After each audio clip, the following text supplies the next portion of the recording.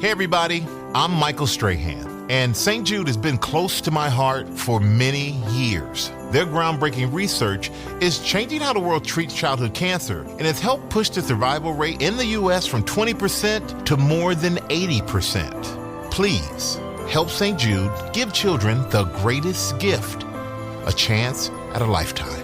This holiday, help St. Jude find more cures for more children. Donate now at musicgives.org. And now back to the continuation of the story from a few minutes ago. You're on the Best of the Morning X on 99X. Ever been kicked out of anywhere? Hey, Morning X, good morning. Who is this?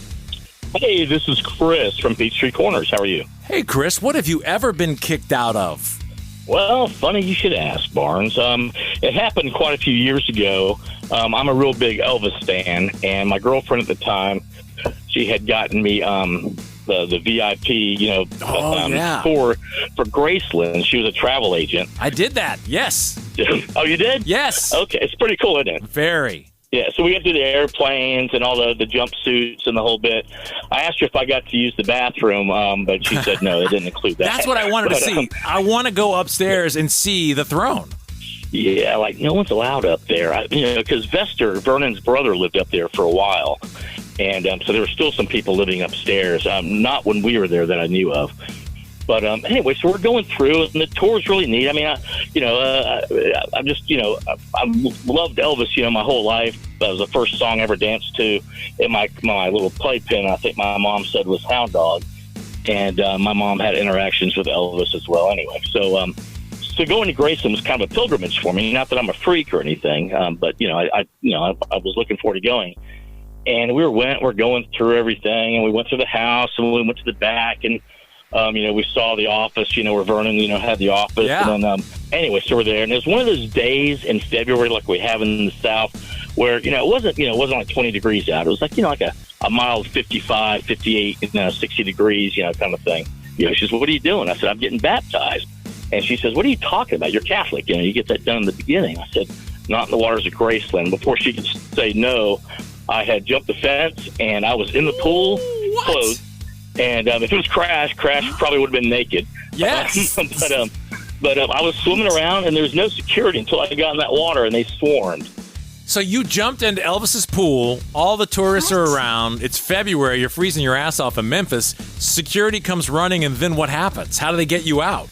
Well, it was cold, so they didn't have to wait too long for me to get out. So, I got out of the pool, no blanket or anything.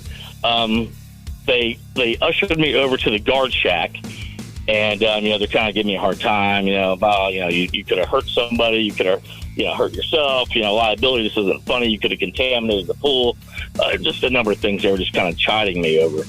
And they called the police. Memphis police showed up.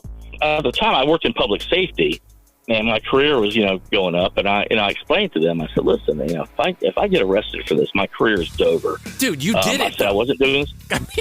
I did it, but I didn't want them to arrest me, because then I would have gotten fired, and they said, okay, here's the deal.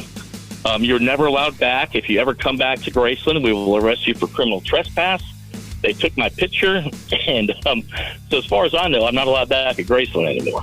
Oh, my God, dude. That is classic. I can't believe you would... I would have made the run for the upstairs bathroom before I would have jumped in the pool. I didn't even... this wasn't something that was premeditated. Oh. I was compelled to do this. So, Just compelled? It wasn't something I was planning out. It just was spontaneous.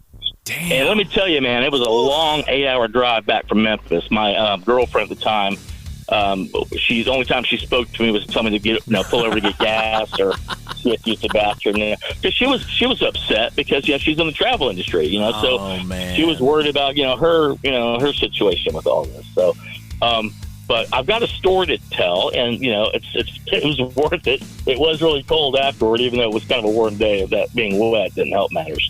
But I feel that all of my non-rhythm was purged from my body after being baptized in the waters of Graceland, and I feel much better about myself afterwards. I mean, that sort of makes my streaking down Roswell Road after American Pie one Sunday afternoon seem like nothing. Yeah, you're a rookie.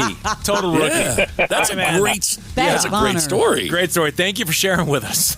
Thank you, guys. Thank you for all you do. Bye-bye. Thank you very much. Thank you. Dude's kicked out of Graceland. Wow. The best of the Morning X 99X. Hey there, I'm Paula Pant, host of the Afford Anything podcast.